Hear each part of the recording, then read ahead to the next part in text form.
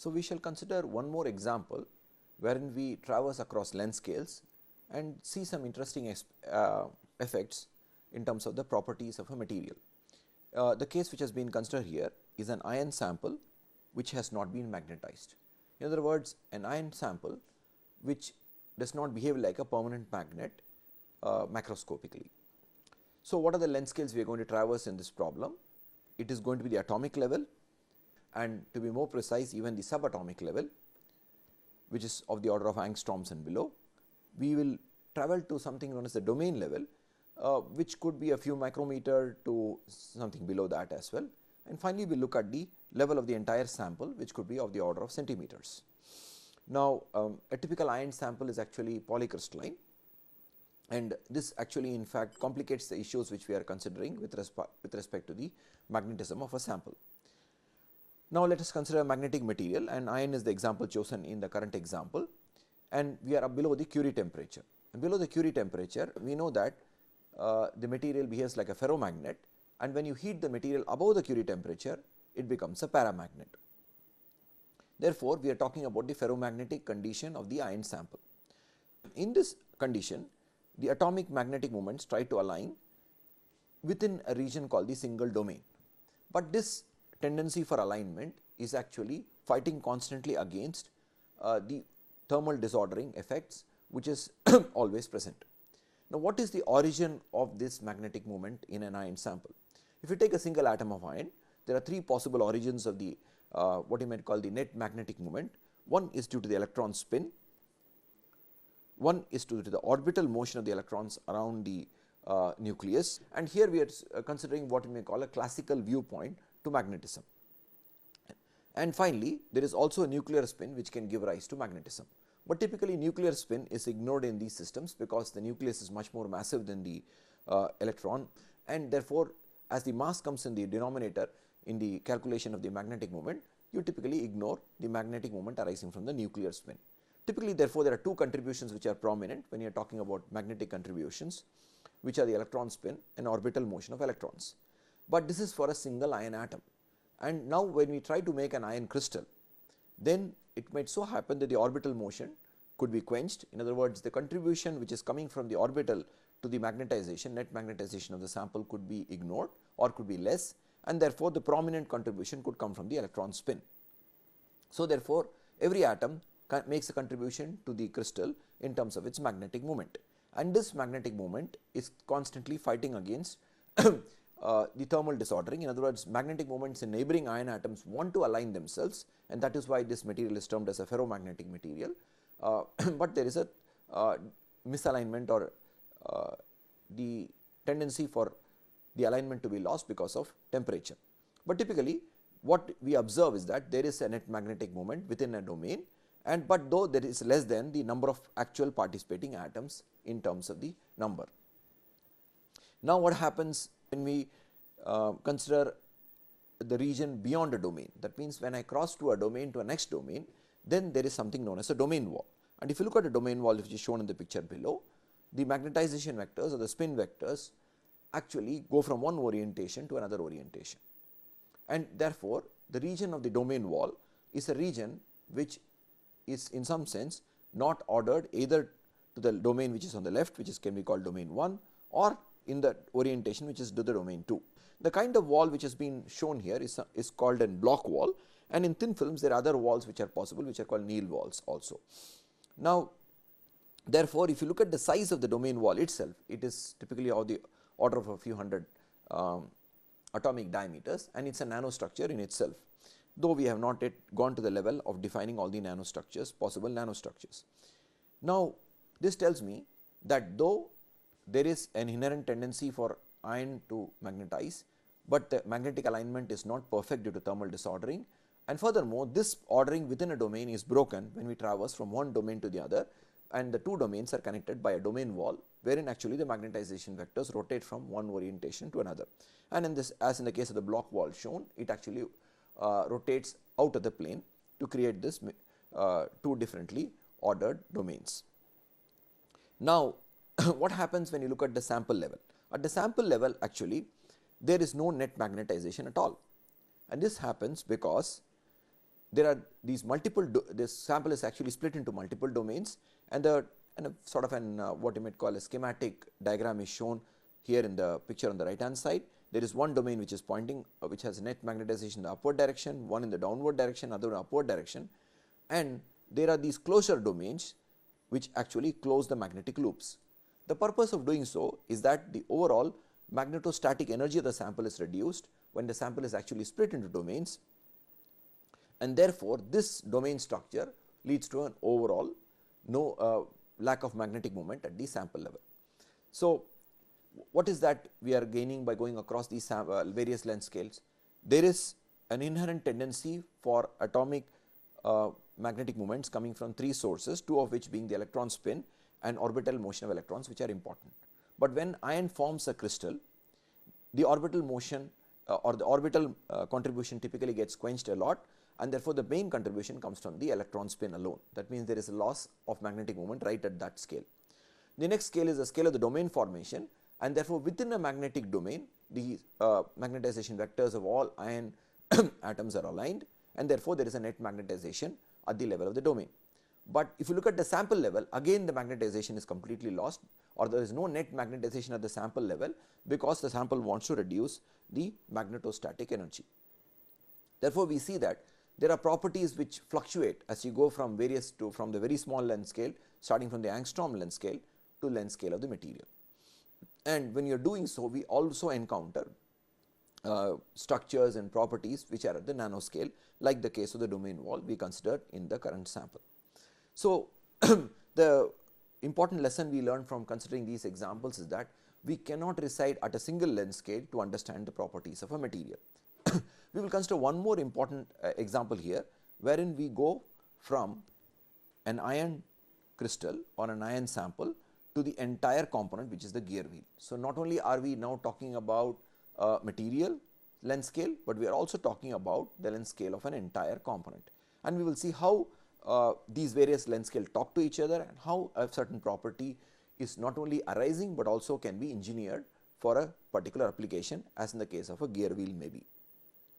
So, what does a gear wheel require? A gear wheel requires good surface hardness, it requires good abrasion resistance, it also needs good toughness. That means, it needs to be shock resistance, it needs to absorb energy when certain energy is imposed on it in the form of an impact or a contact. Therefore, if my gear wheel has to have all these properties, then it has to be engineered in certain way. The way the engineering is done is that the gear wheel is machined. Of course, you can see that there is got a certain geometry out here, and this gear wheel is made in a certain geometry, and what is done is that the surface of the gear wheel is actually preferentially imposed with more carbon than the interior. So, we have a sample of a gear wheel on which we impose a carburizing medium, and the carburizing medium in fact lets carbon diffuse into the sample. So, this is for instance the distance inside the surface, and this is the percentage of carbon, and with increasing time, which is shown by the arrow, you see that more and more of carbon is actually diffusing into the sample. Therefore, we are preferentially increasing the carbon content of the surface. The reason for this is that when I start with the base composition, for instance iron with about 0.12% carbon or 0.2% carbon, that material has good fracture toughness, or it has got good toughness. So, what does this toughness property imply? It implies that the material will fail only after it absorbs a lot of energy. Now, often this toughness is also can be thought of as a product of the ductility and into the strength. It is the area under the curve, if not tested under impact. In under tension, it can be thought of the area under the stress strain diagram. Now, why does a material which is never going to deform so much, because if this component actually deforms by even a few microns, then its meshing will actually start changing with respect to the remaining gear components in the assembly, and therefore, any change of the order of millimeter is unacceptable as far as the gear assembly goes. Therefore, the tolerance being so high, why do I require this kind of a ductility in a material? Because we know that the material is actually never going to deform that much. The reason lies in a length scale which is much smaller, and this can be understood as follows. Suppose I am talking at a crack tip, and we already seen a crack tip in a material, and during manufacturing it is unavoidable that there are some micro cracks present in a material, and therefore, this crack tip we have seen already has very high stress concentration. So, this is my sigma x for instance, and with distance, such a sharp crack is actually extremely deleterious to the material and can lead to the failure of the material. But if the material has sufficient ductility and it has got sufficient toughness, what would happen is that the crack tip would actually blunt. Instead of being a sharp crack tip, it will end up being a blunt crack tip, and this would imply that the crack tip stresses do not become very large, and in fact, the crack tip stresses reaches a maximum at a certain distance from the crack tip. So, a brittle or a sharp crack is typically found in a brittle material. The crack tip stresses tend to become very large, and in fact, in a mathematical form they become singular. But in the case of a ductile material, the crack tip is blunted, and therefore, the crack tip stresses are reduced, and in fact, the maximum crack tip stresses may not occur at the right at the crack tip, but at a certain distance from the crack. This kind of a blunting of crack tip requires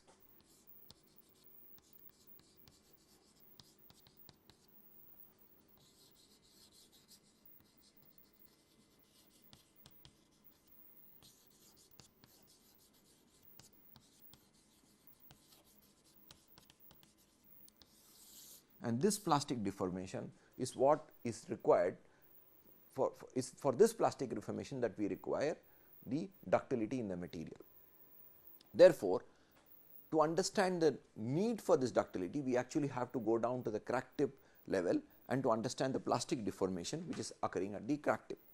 Therefore, to summarize, a gear wheel needs to have good surface hardness, it needs good abrasion resistance, and also needs good toughness. The reason for toughness we have seen now, and the way the good surface hardness is achieved, as I pointed out, is by actually imposing a higher amount of carbon on the surface. The total treatment actually consists of not only putting this carbon, but also and this carbon is typically put at a high temperature. Then later on, the sample is quenched from the high temperature, so that a phase known as the martensitic phase actually forms, which gives it the requisite surface hardness. Now, if you want to start from the bonding level of the iron, so we know that iron has a propensity for metallic bonding, which ensures good ductility, good thermal conductivity, etc., which happens to be good in the case of a component like this, because then it does not overheat, and it actually the heat tends to get dissipated away. But it is soft as compared to, say, a covalently bonded material like diamond. Now, this softness is directly related to the metallic bond, which leads to low Pearl stress. Pearl stress being the inherent lattice friction for the motion of a dislocation. This ductility further helps in improving the microstructure level properties like tolerance to cracks, which we have just now seen, and this leads to high fracture toughness. Sharp cracks, as we saw, lead to high stress amplification and should be avoided in a real component, and therefore, by making this out of material like a ductile material like iron with a low Pearl stress as compared to a material like diamond which has a high Pearl stress, we can actually achieve this toughness. The ease of deformation and good tolerance to cracks implies good ductility in a material, and this available ductility can be actually used in actually forming the component or making the component from the metallic components. Now, if we reside at this length scale of the component, we already see that there are certain important design parameters which will come into play, but also we are also going into the microstructural level, wherein we are seeing that the surface is actually martensitic. We form martensite on the surface of the gear wheel, and below this we have a mixed microstructure which actually gives us the good toughness. Now, though iron has a low Pearl stress as compared to some of the ceramic materials, but it has a much higher Pearl stress as compared to a material if it were an FCC form of iron, which is found at high temperatures. Because this Pearl stress is a strong function of the Burgers vector and also of the kind of bonding which is present in the material. So, we have two sides to the Pearl stress, one coming due to the bonding characteristics and other coming from the crystal structure. The crystal structure of course determines the Burgers vector, and the Burgers vector sits in the exponential when it comes to the Pearl stress. Now, we said that we are starting with the base material which consists of an alloy of iron and carbon. The carbon actually sits in the interstitial position. That means now I have to focus at the level of the individual crystal level or the individual unit cell level, and typically in the octahedral void in BCC iron, and give rise to solid solution hardening. In other words, a material which is a pure iron with vis-a-vis a material with carbon dissolved in it we notice that the carbon dissolved material is actually harder. And the slowly cooled mixture consists of alpha, which is BCCI solid solution, and Fe3C, which is a hard phase, an orthorhombic hard phase. And therefore, this microstructure of a combination of alpha and Fe3C is a harder microstructure, which is called a pearlitic microstructure.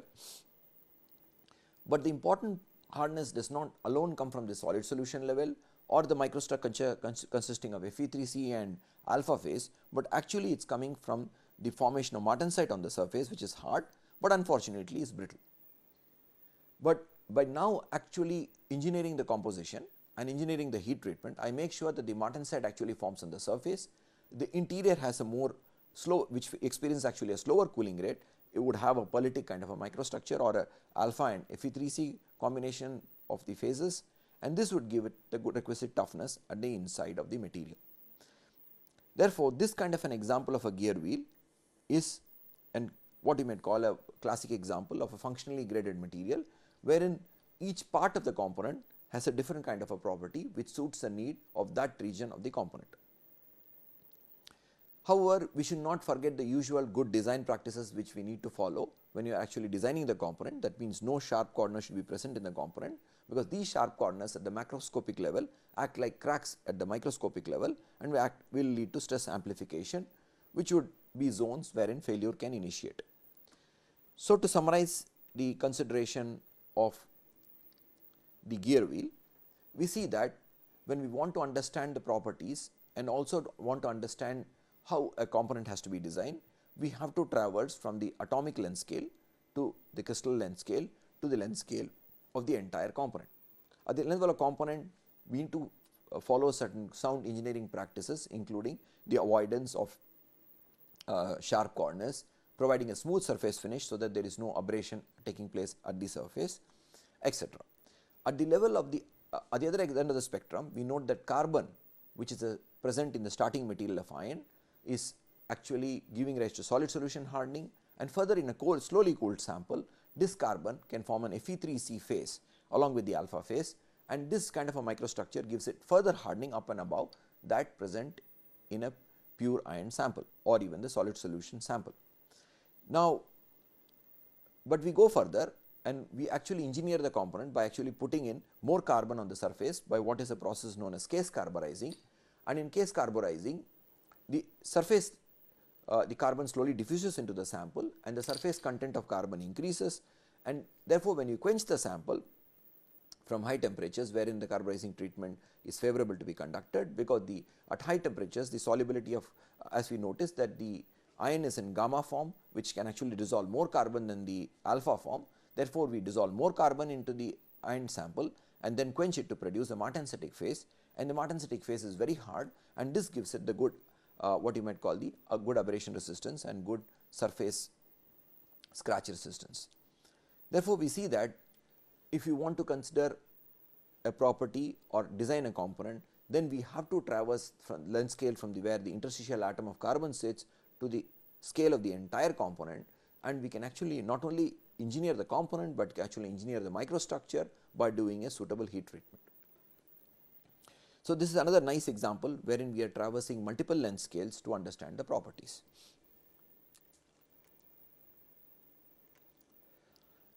Now, it is time for us to actually jump into the world of nanomaterials, and let us start with a few basic definitions, because often in the world of nano there are a single definition could have multiple meanings. We have many terms which come into play, and in the process we need to understand how various properties arise in the case of nanomaterials, nanostructures, and various other nano terms which we shall be soon introducing ourselves to. So, what are the nano terms which we need to learn? So, let us start with the most basic, the word nano itself. In day-to-day terminology, the word nano is quite often loosely used, and we should be careful with the use of the word in multiple contexts. Simply speaking, nano is just a prefix to define a factor of 10 power minus 9. In other words, the term nano itself is not a measure of length, mass or time, and hence should be used as a prefix to standard units, like we can have nanograms, we can have nanometers, we can have nanohertz, or any one of the standard units like nanopascals. So, it essentially tells us that we are 9 orders of magnitude lower than the unit which is being mentioned. In the context of nanomaterials, typically the word nano implies a size range between 1 and 100 nanometers.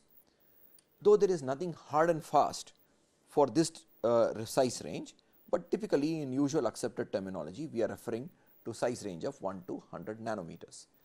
Often this is, as I pointed out, not a hard and fast rule, and often we will notice that if a material is of the order of even, for instance tending towards about 300 or 400 nanometers, then such a material should actually be called sub-micrometer, but it is often sometimes included in the regime of nanomaterials.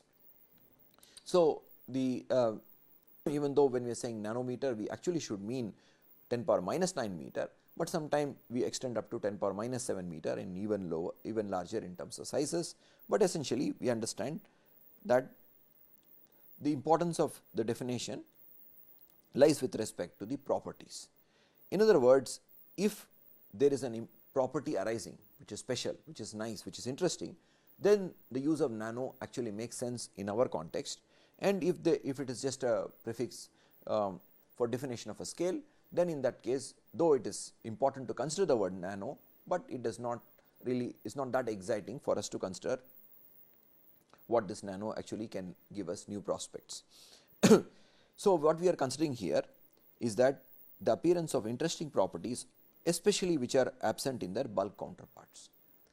So, often we have a certain accentuation of properties as we go down to the nanoscale, but if there are new properties, new phenomena and new kind of structures arising when you go down to the nanoscale, that makes our study of nanomaterials, nanostructures more worthwhile, and also opens up the door for application of these kind of materials into a kind of technology which we will define soon as nanotechnology. So, to summarize this slide, nano is just a prefix to a certain standard unit, but typically in the context of nanomaterials, and we imply that there is a certain length scale in the problem which is 1 to 100 nanometers, or sometimes slightly larger than that also. So, there are two important terms which we will come across. One is a word called nanomaterial, another word which is called nanostructure. Now, what is the technical difference between nanostructure and a nanomaterial is very, very important for us to note. So, let us start with the definition of a nanomaterial. When we say a material, we actually can visualize a certain kind of a tangible amount of matter. In a nanomaterial, we typically do not imply that the material is itself in the nanoscale. What we imply is that there is a material of tangible size and there is some component, which could be one or more components in the material, which is what makes up this material is of nanoscale. So, it is not essential that every component of this material is in the nanoscale. It is not essential that there is just one component in the nanoscale, but typically one or more components is in the nanoscale, and which is what is finally giving us that important set of properties which we are interested. These components could be, for instance, grains in a polycrystal. For instance, this could be nanotubes which have been grown in a aligned fashion. There could be nanospheres, etc. Together, this form a material, and that material can be called a nanomaterial. Often the word nanomaterial is also used in a more liberal or a relaxed fashion, wherein various other kind of things like nanostructures are also called nanomaterials, but as long as we understand the context in which the word is or the terminology is being used, it is absolutely perfect for us. Examples of nanomaterials would be nanocrystalline copper. In this case, the copper sample itself is not nanosized. What is nanosized is the grains from which this nano or nanopolycrystalline sample is made of. So, it has to be absolutely clear that in this case the sample is definitely a bulk sample. It could be order of centimeters, it could be at least millimeters, but definitely a tangible amount of sample. And what is nano in this sample is the grain size, and therefore, this is absolutely clear. A crystal can also be made out of silicon nanospheres, and the nanospheres themselves may be amorphous, actually are typically amorphous, but we are not referring to the silicon nanospheres as a nanomaterial. We are referring to the assemblage of this which is giving rise to the entire material which we call a nanomaterial. Now, we have to clearly distinguish this nanomaterial from the freestanding nanostructures, which we will soon discover what are these freestanding nanostructures, what kind of geometries can they have, we will soon understand when we delve into deeper. So, when I am talking about a nanomaterial, I see that the material is made up of certain components which is of the nanoscale or which has a length scale in the nanometers. Later on we will ask ourselves this question, what is a bulk material? We have been using the term bulk very much. So, we will ask ourselves this question, what is a bulk material and what can be nano in a nanomaterial? So, these two questions we will again once ask ourselves to clarify some of the points which are not clear from this slide. Whenever I am loosely referring to some kind of an object without actually being specific. So, sometimes the word nano entity can be used because then that avoids us being very specific. So, this is a general term wherein specificity is being avoided and there is something nano in the whole system. That is what we are referring to when you are talking about a nano entity. The next important term is nanoscience. Nanoscience is the study of fundamental principles of nanomaterials, and these could be made up of molecules and structures with one dimension at least, which is between 100 nanometer. The concept of dimension based classification we will take up later, but the important thing is that the study of fundamental principles of nanomaterials is what comprises nanoscience. This includes physical, chemical and biological aspects of nanoentities. The study of nanomaterials has extended the frontiers of science and has warranted the existence of a new domain of research called nanoscience. In many cases, we actually may not actually observe very many drastic new phenomena, but still the study of whatever properties, interesting properties or interesting accentuation of properties which occur at the nanoscale has warranted us to create a new domain called nanoscience. Research in nanoscience coupled with nanotechnology, which we will define soon, has fueled the growth of conventional scientific disciplines as well.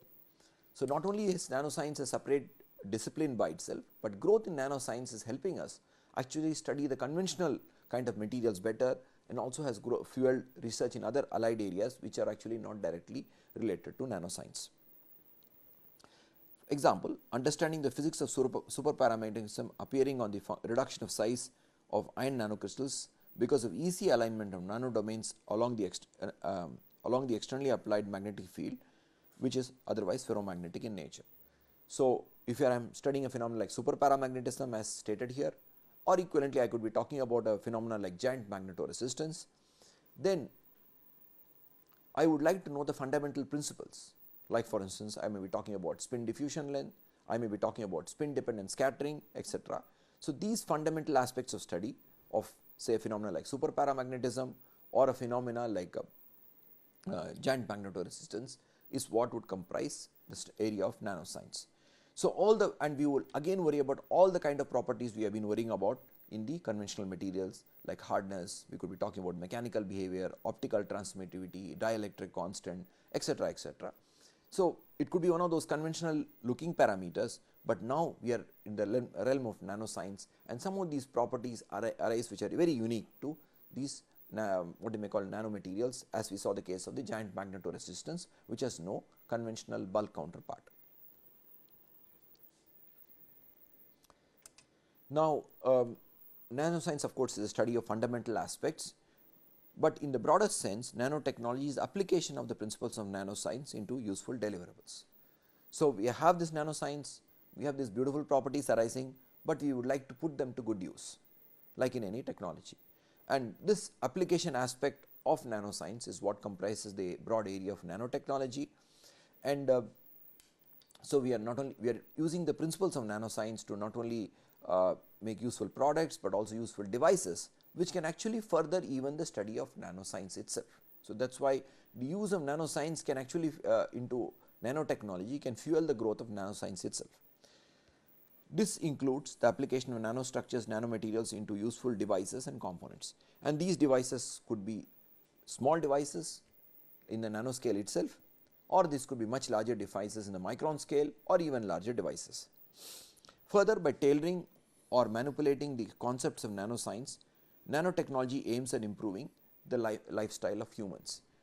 When I am meaning lifestyle, we actually imply the standard of living of human beings, that is certain tasks and certain kind of issues which could not be solved for the human race at the level of the macro level, nanoscience and nanotechnology could actually prove extremely useful. Like for one example would be to insert a microchip into the body for controlled drug delivery. So, if you have a controlled drug delivery, automatically it implies that we are not going to damage any side issues, the side effect aspects is going to be lower, the amount of drug needed for the delivery is going to be much less, and if the chip has some time delay or time release mechanism, then we are very sure that the drug is only delivered when needed by the tissue. Therefore, when I am putting this nanoscience into use, it is clear that there are certain benefits which can arise from arise in the standard of living of human beings. Of course, towards the end of this chapter, we will also see that all is not green with nanomaterials. There are obviously serious concerns with use of nanomaterials. Can they be harmful to human beings? Can they cause certain kind of diseases or allergies in human beings which have not been discovered before? So, these aspects also have to be kept in mind, but that is the area of nanoethics and which poses new challenges in terms of the growth of nanoscience and nanotechnology, but here we can clearly see there are benefits, and these benefits are going to drive the growth of nanoscience and nanotechnologies. So, some of these applications are those which otherwise would not be possible without the use of conventional, in the case with the use of conventional technology. Like for instance, I can use some nanostructures to make ropes for construction of space elevators which are extremely strong. So, some of these things may not be possible with the help of or with the use of normal conventional materials. So, nanotechnology is the application of nanoscience to useful products and devices, useful deliverables. Important thing is that some of these deliverables can actually improve the quality or standard of human living. Then nanotechnology itself can lead to the growth of nanoscience. For instance, we can use nanotubes as a probe, and therefore nanoscience might grow. So, new phenomena may be discovered by the use of nanotechnology itself.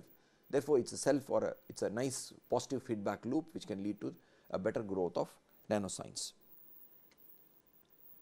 A closely related term to nanotechnology is the word nanomanipulation and nanomanufacturing. Now, we said that we want to use the nanoscience to make useful deliverables. This is definitely not possible if you do not have the concepts of nanomanipulation and nanomanufacturing. This is because now we are dealing with material which is very little in size or very small in size, and therefore, there are special ways of handling this material and also special ways of manufacturing using these materials. So, in nanomanufacturing, nano entities are to be manipulated retaining their nanostructures, which is very, very important. The entire manipulation should not itself alter the material which we are trying to what you might call manipulate, to evolve manufacture nano or macro components. So, as I pointed out, the component itself could be actually small or could be big, but we want to manipulate these nanostructures and components of nanomaterials to actually make these components. And if the benefits of the nanoscience have to reach masses, nanomanufacturing has to play a very key role, because unless you can mass produce some of these using certain new technologies and new manufacturing techniques, the benefits of nanoscience will not reach the masses.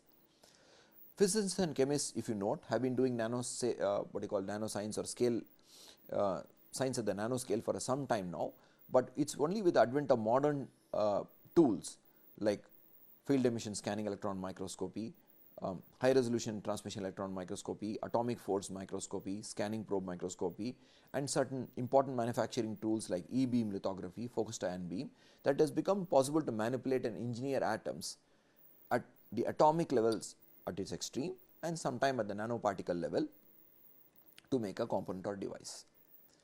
So, not only that I have my nanostructures and nanomaterial components, I am able to manipulate them. Of course, I am able to observe them first in a, for instance, a technique using like a field emission scanning electron microscope, then I am able to manipulate them, and finally leading to the process of nanomanufacturing, in which we actually produce an entire component. An example would be the field emission gun can fuse the end of a carbon nanotube to a specific DNA to extract signals by applying a small current or voltage. This can act as a sensor for genetic diseases that might be in its incipient stage. This is possible obviously because of manipulation at the nanoscale. So, what I am doing here, I have a very nice example here of an application wherein I take a carbon nanotube and fuse its end to a DNA by using small amount of voltage or current, I extract the signal from the DNA, and I can actually see from the signal I will deduce if the DNA has some fault, if there is any incipient genetic disease, and early detection can actually perhaps lead to even prevention or perhaps a cure if not. Therefore, nano manipulation and nano manufacturing would form an integral part of nanotechnology if I am going to get the full benefit out of the nanoscience or the concepts which I have discovered in the case of nanoscience. So, let us now get on to certain specific geometries and specific structures which the examples of which typically pervade literature. The first of them we start with is the concept of a nanoparticle. As in the case of the definition of any other nano term, what I imply here is there is a particle in the size range of 1 to 10 nanometers.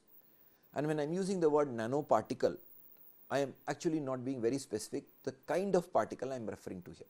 The particle itself, for instance, could be a single crystal, and we will see examples of that in coming slides. It could be a polycrystal, it could even be a quasi crystal, or it could be amorphous. One example of a amorphous nanoparticle is shown here. As you can see here, each one of these spherical entities is a silica nanoparticle. Okay. So, and these silica nanoparticles can assemble in the form of a nanomaterial, like in the case you can see here, this is in the form of a monolayer, or in the other cases it could be in the form of multi-layers. The size of these particles is in the 300 nanometer regime. That means we have now extended our definition to beyond the 100 nanometer regime which I was citing before, but then in other cases you could actually take up 100 nanometers or 20 nanometers or 30 nanometers particles and arrange them in the form of monolayers. So, when I am referring to a nanoparticle, I typically think of it as an entity which exists in isolation. Even if it exists as an assembly as in the picture below, at least it is clearly identifiable to be a separate particle. For instance, it is not a grain in a polycrystal. So, that is what when I am saying it is a nanoparticle, I mean it is a freestanding entity, or at least it can be easily isolated or visualized as a freestanding entity. However, nanoparticles may form a part of a composite also, may be part as a larger composite, and in this case of course it would assume a new role and it would be called a reinforcement or certain other thing. But nevertheless, when I am referring to a nanoparticle, I assume that it is definitely identifiable as a separate entity. The importance of nanoparticles is not diminished even when they are embedded in a matrix, and this is because I am actually expecting certain important properties to arise by putting these nanoparticles in a certain medium. If there is no such benefit, then I would not be attempting such a task, and therefore, I would expect that there could be some reduction, there could be some amplification in the properties, but in some sense the properties of this nanoparticle, which are special in some sense, is retained when I make a composite out of it. An example of such a role could be their role in accelerated catalytic conversion. In fact, it may often be that in the presence of a certain substrate, the catalytic activity may actually increase, as seen in the case of the gold nanoparticles. Or suppose I am dispersing these nanoparticles in a solution, for instance, the color comes out from the solution is dependent on the size of the particle, and therefore, we can see that there are these special properties which may be retained when I put this in a certain medium, and this putting in a certain medium just could be for its preservation, for instance could be for its isolation, in other words so that they do not coagulate, or for it could be certain other what you may call synergistic benefits, but nevertheless the nanoparticle has its own entity and its own specific properties. Literally, when I am using the word nanoparticle, I assume a single nano entity which behaves like a complete unit. So, it is an unit by itself and it may have subcomponents. Okay. So, that is an important thing which I need to note. So, there are some examples we can think of. We can think of particles of amorphous alumina, which are, so it is an amorphous state. We can think of crystalline gold, which could be a nanoparticle, and it could even be a polycrystal. So, therefore, when I am talking about a particle, a nanoparticle, I am not ascribing anything more than the fact that it is a particle, and this particle could have its own geometry, like it could have faceted faces, like it could have a particle which has a faceted geometry, So, this could be a particle. A nanoparticle could have certain other kind of a shape, it could be spherical. A nanoparticle could also have actually components to itself, that means it could be a polycrystal with these being grains. So, each one of this is a grain. A nanoparticle, for instance, could have more than one component. For instance, a nanoparticle could have, a spherical nanoparticle could have one face here, and this could be a different face, and this could be a different face. So, there are all these possibilities when I am talking about nanoparticles, and I am not being specific about any of these aspects. In other words, phase 1 could be crystalline and phase 2 could be amorphous. In a polycrystal, for instance, each one of these grains could be randomly oriented. But what I am referring to a nanoparticle is the fact that this is a particle and it has a certain size which is in the range of 1 to 100 nanometers. And in the example here I have considered certain spherical particles of silica, but that is just one example and there could be many other possible examples of such nanoparticles. One specific class of a nanoparticle could be a nanocrystal. In other words, here I am being very specific regarding the kind of atomic order in the nanoparticle, and I am saying it is crystalline order, it is not quasi-crystalline, it is not amorphous, but it is crystalline order. So, one example is shown here. For instance, these are nanocrystals of gold and these particles have about size of about 100 nanometers, and as you can see, these are freestanding gold nanoparticles. If you look at it more carefully, actually you will observe that these particles have certain nice well developed facets. This is because of the anisotropy in the surface energy, and therefore, this particle would like to put out those surfaces which give it a low surface energy, and the overall energy of the system is low. So, a nanocrystal is typically a freestanding monocrystalline nanomaterial with at least one dimension in the size of 1 to 100 nanometer. It must be noted, so this concept of at least one dimension we will elaborate a little later during this lectures, but essentially we note that at least one of the dimensions has to be nanometer or 1 to 100 nanometer regime for us to classify it as a nanocrystal. So, if we have a polycrystalline particle and this particle, as we say, could be in the nanometer regime, then strictly speaking this should not be termed as a nanocrystal. So, because then it becomes a nanopolycrystal and not a nanocrystal. Examples are gold nanocrystals, diamond nanocrystals, etc. Sometimes we also refer to nanocrystals, as I pointed out, to those things which are embedded in a matrix, and one such example is a case of a precipitate shown here, and this is produced in an aluminum 6061 alloy which has been severely deformed and heat treated at some low temperature close to 200 degrees Celsius to allow for nanoprecipitates to form. So, we see a region here which is a nanoprecipitate.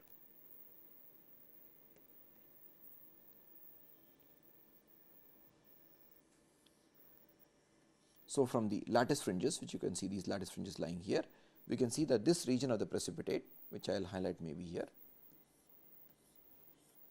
is actually crystalline. However, this is now embedded in a matrix. So, this is my precipitate or a crystal, and the size of this crystal is about 30 nanometer, and this is embedded in a matrix. In some cases, even this kind of a configuration, wherein the nanocrystal is not a freestanding nanocrystal, as in the case of the gold considered here, we may still want to call this a nanocrystal, because it still is an independent identifiable entity of the nanoscale regime and it is crystalline and it exists in a matrix. Other such kind of nanocrystals have been produced, and typical examples or good examples of these are lead nanocrystals, which are suspended in or has been distributed in an aluminum matrix. And one of the ways of doing so is actually taking lead and aluminum and melt spinning the mixture, and this gives us thin foils in which lead has, because lead is typically not soluble in aluminum, but then by doing this fast rapid solidification process we can actually get lead nanocrystals which are distributed in an aluminum matrix. So, when I use the word nanocrystal, it implies that the material is crystalline, Typically, it is a single crystal and typically it is a freestanding entity. However, in some cases, as we just saw, a nanocrystal could actually be embedded in a matrix, and still we may want to call it a nanocrystal, though it is not freestanding if it is embedded in a matrix. So, there are abundant examples of nanocrystalline materials like gold nanocrystals, which is typically used for catalysis and other kind of important applications. There can be diamond nanocrystals, which has nice properties as well, and so forth. Now we come to the next important definition, the definition of a nanostructure. A nanostructure has to be differentiated from a nanomaterial and has to also be differentiated from terms we just came across like nanocrystals and nanoparticles and other kind of similar kind of terminology, which may sound very close to what is a nanostructure. So, what is the definitive difference between a nanostructure and a nanomaterial? In the case of a nanostructure, we are talking about a structural or geometrical entity with a distinct shape having, and this whole entity has at least one dimension in the nanoscale, and we already said that one nanoscale implies 1 to 100 nanometer. So, when I am referring to nanostructure, I imply it is a geometrical entity or a structural entity, and it has a distinct shape, and the shape could be a spiral, the shape could be a rod, the shape could be a sphere or any specific shape, and that shape should be is associated with a certain geometry. That means, if I have a material like carbon,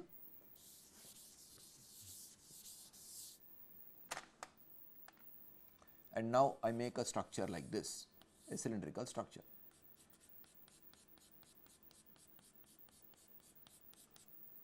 The other possibility is that I make a hollow cylinder, of course again of the nanometer dimension. So, now I have a hollow cylinder.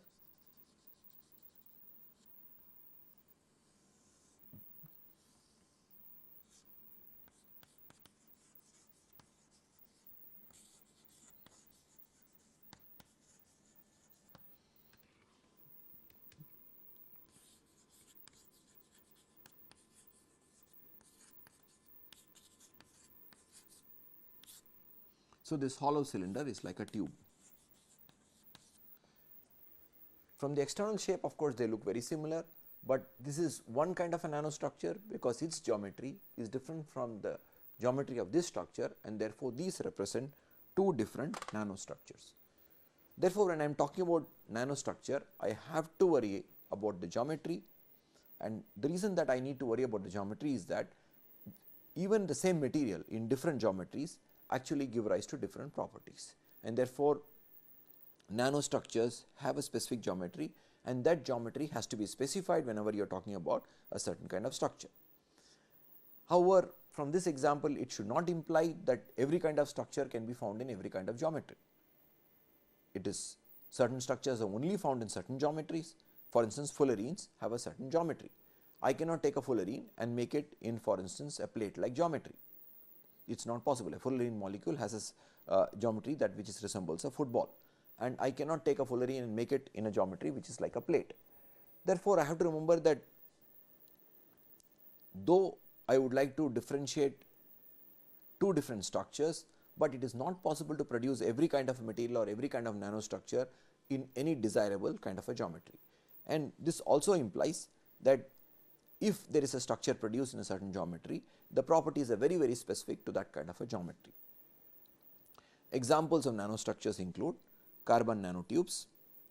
So, carbon nanotubes could be single layer carbon nanotubes or single walled carbon nanotubes or multi walled carbon nanotubes, and you can see in the picture below here wherein certain carbon nanotubes have been shown, and these are typically multi walled carbon nanotubes, you can see here. So, these are all nanotubes and these are multi walled carbon nanotubes. Fullerenes are other nice example of nanostructures. Carbon onions, which are concentric shells of carbon layers or graphitic like layers. Nanofiber of zinc oxide, nanospheres are some of the few common examples of nanostructures. One nice example of a nanostructure is shown in the figure below, wherein I have certain pillars which have now grown in a nice crystalline array. If I now consider not the entire crystalline array, but I just worry about one single entity in the crystalline array which forms a motif for this crystal, and this unit cell of this crystal would be this unit cell. So, therefore, this is now the unit cell of my crystal. Now, of course, this is not a strict crystal in the strictest sense, but in an average sense this would qualify as a crystal. So, this structure I see here is a nanostructure, because now this has got a specific geometry. In other words, at least this one dimension which we are talking about, which is visible in this micrograph, is of the order of 200 nanometers, which qualifies it to be a nanostructure. But the entire crystalline array then can be thought of as a nanomaterial, and this one single entity, which is what is now my nanostructure. In biology, we have many more examples of nanostructures. These include the DNA double helix. The DNA strand is typically about 2.2 to 2.6 nanometer in size. The bacterial cell wall is another nanostructure. Protein nanolayers in nacre are other examples in nanostructures. And in the case of the protein nanolayers, it does not exist in isolation. Actually, it exists in combination with other layers, which actually gives nacre the extremely, or the abalone shell, its extreme toughness.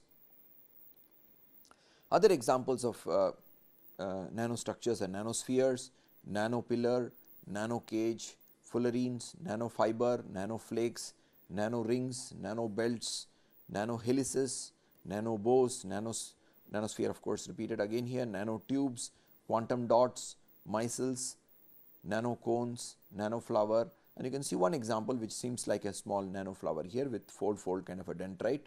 So, nanoflowers, nanobrushes, etc. We will see one example in an upcoming slide which resembles some kind of a nanobrush. We already seen, we talked about block walls. So, block walls in ferromagnetic materials can also be thought of as nanostructures, because they have a specific geometry, they have a specific arrangement of spins within that wall, and this is what comprises a magnetic domain wall, which is itself a nanostructure in its own right. Therefore, to summarize this slide, we come across very many terms when we read literature regarding nanomaterials, and we come across terms which have been described here like the nanoflower, nanoring, nanoflake, etc. And when I am talking about this kind of a classification, I am referring to a specific geometry. Whenever a specific geometry is being referred to, the term I would use for the entity or the nano entity would be a nanostructure. So, a nanostructure is characterized by a specific geometry, because this specific geometry would also determine the properties which come from this kind of a geometry. Certain examples shown via micrographs we considered, like a multi-walled carbon nanotube in the right hand side. We also talked about these nanopillars, which are basically made by focused ion beam lithography of a thermally evaporated gold film. So, this is done by photolithography, focused ion beam lithography, and therefore, you see that each one of these entities is a nanostructure.